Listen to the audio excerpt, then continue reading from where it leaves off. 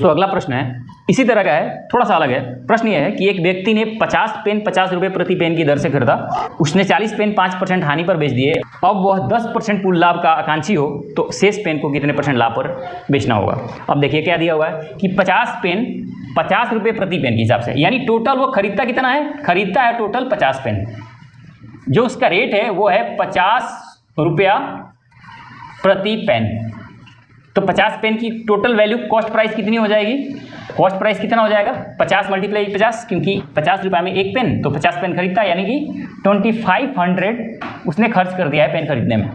अब क्वेश्चन ये कहता है कि लास्ट वाली लाइन देखो, लास्ट वाली लाइन कहता है कि 10% टोटल लाभ कमाना चाहता है, टोटल लाभ उसे 10% चाहिए। अब अगर टोटल लाभ 10% चाहिए और टोटल पेन उसने खरीदा 25 रुपया में है, तो 2500 रुपये के सामान को कितना बेचना चाहिए उसे, तो आप कहोगे कि सर 2500 रुपया है, 10% लाभ कमाना चाह रहा है, यानी 110% में बेचना चाहता है, 110% में बेचना चाहता है। तो परसेंट हटाओगे तो क्या हो जाएगा, नीचे 100, ये 2 0 से 2 0 खत्म, यानी ये आ गया 25 में, और 11 से करोगे तो कितना हो जाएगा 11 × 55, 11 दूना 22 और 5 27, ये आ गया 0। 2750 रुपये में वो चीज़ बेचेगा, ये 50 पेन कितने में बेचेगा, 2750 रुपये में बेचेगा। लेकिन क्वेश्चन ये नहीं है, क्वेश्चन कहता है कि उसे 40 पेन उसने 5% हानि पर बेच दी है। अब 40 पेन का कॉस्ट प्राइस क्या होगा, 40 पेन का कॉस्ट प्राइस कितना होगा, कॉस्ट प्राइस एक पेन का कितना है 50, तो 40 पेन का कितना होगा, 40 पेन का हो जाएगा 2000 रुपया। अब 2000 रुपया पे कहता है कि ये कितना में बेचा है 5% हानि, 5% हानि का मतलब क्या है 95% पे बेचा है। तो सेलिंग प्राइस कितना हो जाएगा इस 40 पेन का, इस 40 पेन का सेलिंग प्राइस हो जाएगा 2000 रुपये में उसने खरीदा है और बेचता है 95% पे, तो 95/100, 2 0 से 2 0 खत्म, ये आ गया 0, 5 दूना 10, 9 दूना 18, 19, 1900 रुपया में वो बेचता है।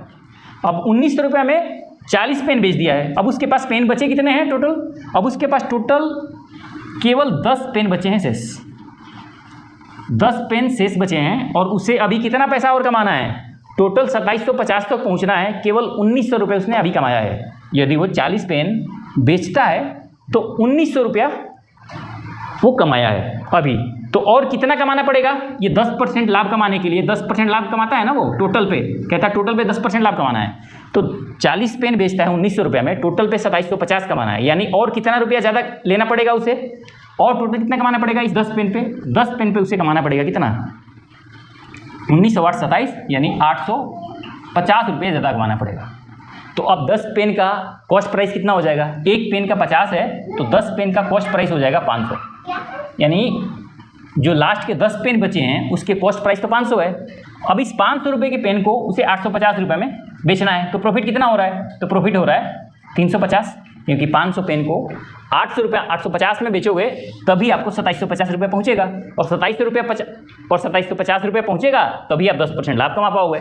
तो आपको 40 पेन 1900 रुपये में बेच दिया, बाकी जो 10 पेन है वो 850 में बेचना पड़ेगा। तो 850 में बेचने के लिए आपको कितना प्रॉफिट हो रहा है, 500 पे 850 में बेचोगे, यानी 350 की प्रॉफिट है, प्रॉफिट होती है कॉस्ट प्राइस पे, कॉस्ट प्राइस इसका 500 है। अब परसेंट निकालना है तो 100 से गुणा, 0 से 0, 5 7 35, यानी आ गया 70% पर वो जो 10 पेन है शेष बचा हुआ पेन है वो 70% लाभ पर बेचना पड़ेगा, यही होगा आपका आंसर, यही है प्रॉफिट, यानी 70% प्रॉफिट पे वो 10 पेन बेचना पड़ेगा। यही पूछा हुआ है कि 40 पेन जब 5% हानि पर बेच देता है तो वो अब जो बचा हुआ 10 पेन है वो कितने % लाभ पर बेचेगा, यही आपसे पूछा हुआ है। क्लियर हो गया। तो इस तरह से मैं समझता हूँ कि आप समझ गए होंगे। आगे इस तरह कुछ और प्रश्न हैं जो थोड़ा सा विचित्र से हैं, उसको भी हम करते हैं और आगे की ओर बढ़ते हैं, ठीक है। चलिए दोस्तों, अगला प्रश्न है कि एक फूल वालों ने 240 गुलाब 9 रुपये प्रति दर्जन की दर से खरीदे, यदि वह उन्हें 1 रुपये प्रति फूल की दर पर बेचे तो उसे लाभ % कितना होगा। यानी कि 240 गुलाब 9 रुपये प्रति दर्जन के हिसाब से खरीदा है, उसने कितना खरीदा है 240 गुलाब खरीदा है, 240 गुलाब को उसने खरीदा है, यानी कॉस्ट किया है, और कैसे खरीदा है 9 रुपये प्रति दर्जन।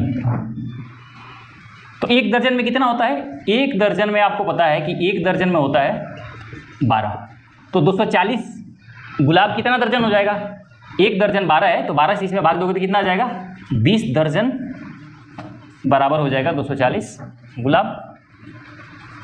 तो अब आपको पता है कि 20 दर्जन उसने खरीदा हुआ है। 240 गुलाब का मतलब 20 दर्जन, तो 20 दर्जन गुलाब का CP कितना हो जाएगा, 9 रुपया प्रति दर्जन है। तो इस 20 में यदि 9 से मैं मल्टीप्लाई कर दूं तो ये आ जाएगा 180, यानी 180 रुपया जो है वो 20 दर्जन या 240 गुलाब का कॉस्ट प्राइस है। क्या है कॉस्ट प्राइस, कितना है 180 रुपया है 20 दर्जन या 240 गुलाब का। अब ये कहता है क्वेश्चन कि यदि वो 1 रुपये प्रति फूल बेच दे, 1 रुपये प्रति फूल यानी 1 रुपया में 1 फूल बेचे, तो 240 गुलाब है और 1 रुपया में वो अगर सेलिंग प्राइस रखता है तो 240 और गुना 1 यानी 240 रुपया आ गया उसका कितना selling price. Cost price 180, selling price 240, तो प्रॉफिट कितना हो रहा है, तो प्रॉफिट होता है selling price minus cost price, तो ये होता है 240 माइनस 180 इक्वल टू आ गया 60। अब आपको निकालना है प्रॉफिट परसेंट। कह रहा है कि लाभ कितना प्रतिशत हो रहा है, तो लाभ प्रतिशत क्या होता है, profit upon CP cost price. Cost price कितना है 180, प्रॉफिट कितना है, यहाँ मैं प्रॉफिट रख देता हूँ, प्रॉफिट है 60, तो लाभ बटे क्रय मूल्य गुना 100, 6 3 18, 100 बटे 3, इसका मतलब आ गया 33 इंटू 1/3% प्रॉफिट हो रहा है। यही हो गया आपका आंसर।